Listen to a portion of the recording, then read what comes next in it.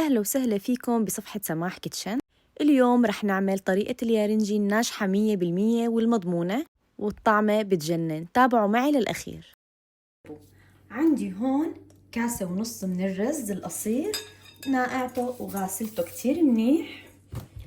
حضيف عليه نعناع مفروم ناعم ومغسول كتير منيح، وحضيف البقدونس كمان ناقعته وغاسلته بالخل كتير منيح وفارمته فرمة ناعمة، ضمة كاملة من البقدونس.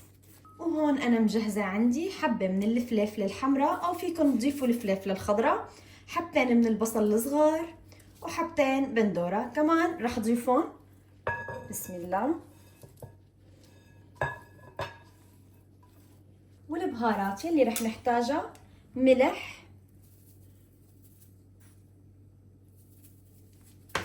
فلفل أسود هيك تقريبا نص معلقة صغيرة، واحتجنا ملح نص معلقة كبيرة تقريبا. وأهم شي هو الحامض، يا منضيف الحامض هاد يا أما منعصر ليمون ومنضيف. أنا رح ضيف معلقة ونص فقط لا غير.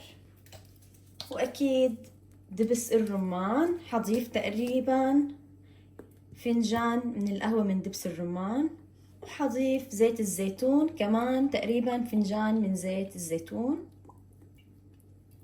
وسر الطعمة وسر النكهة المميزة لليالنجي السوري هو البن. رح أضيف معلقة صغيرة من البن، يعني اللي هو القهوة، بيعطي نكهة ولذاذة غير شكل. وهاي مكوناتنا هيك صارت جاهزة، وهلأ حنخلطهم كتير منيح وصاروا جاهزين لللف. وقبل ما نبدأ لف جهزت الطنجرة يلي بدي صف فيها اليارنجي.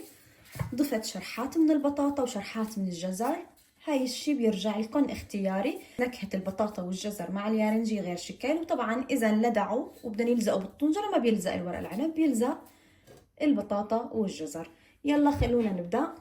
وعندي ورق العنب المكبوس صفيته ونقعته بالماء لراح منه الملح. خلونا نبدأ لف.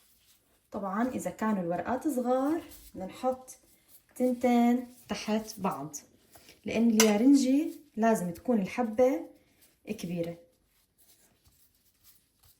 بس طبعا لما نحنا نجيب المرتبانات ما بنعرف الحبة اللي بقلبها صغيرة ولا كبيرة، بنحط كمية كتيرة بقلب ورق العنب بهالطريقة. هذا لأن كله رح يذوب الخضرة على النار. ومنلف مثل اليبرة العادي، كتير سهل. يلي اخذ ايده سهل عليه. لازم تكون الحبة مطبلجة مع عباية.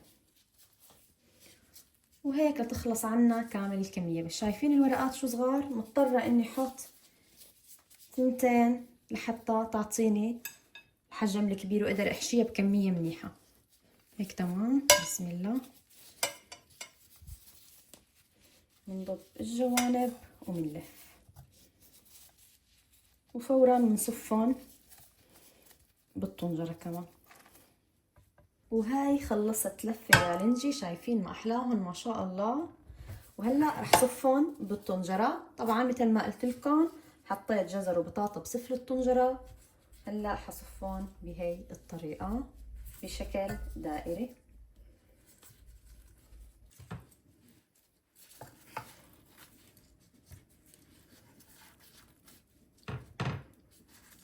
بعد ما خلصنا صفهم زاد عندي ورق عنب رح غطيهم بهالشكل.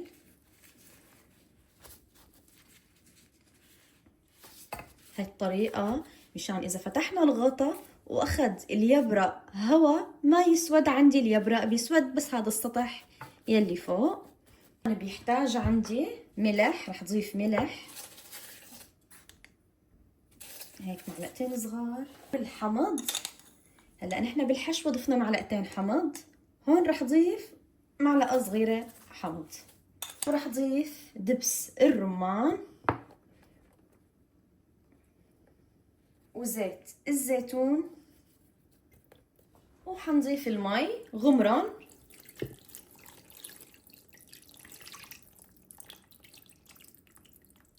تقلهم بالتقالة هيك بهالشكل. احطهم على الغاز على نار عالية، وبعد ما غلوا عندي وطيت الغاز على الوسط وخليهم يستووا على مهلهم. راح ياخدوا وقت تقريبا ساعة، ساعة ونص على هوا ورق العنب. طفيت الغاز عن اليارنجي شايفين، وشلت التقالة، ورح اتركهم هلا مغطايين وفيهم شوية مرقة ليبردوا ويشربوا كامل المرقة، هيك بيطلعوا منغنغين. شوفوا لي هاليالنجي يلي بجنن ما شاء الله. هلا انا حطيت الرمان وحطيت اليارنجي وهلا رح اقلبه. بسم الله الرحمن الرحيم. بسم الله، بسم الله الرحمن الرحيم. ما شاء الله، شوفوا لي هالمنظر يلي بجنن غير شكل. خلينا ندوق. شوفوا الحبة دايبة ذوبان، شوفوا شوفوا ما شاء الله، والطعمة بتاخد العقل. شوفوا ما شاء الله دايبة ذوبان. وإذا عجبكم فيديو اليوم لا تنسوني من اللايك والشير والاشتراك وتفعلوا زر الجرس، وبشوفكم إن شاء الله بالوصفة القادمة.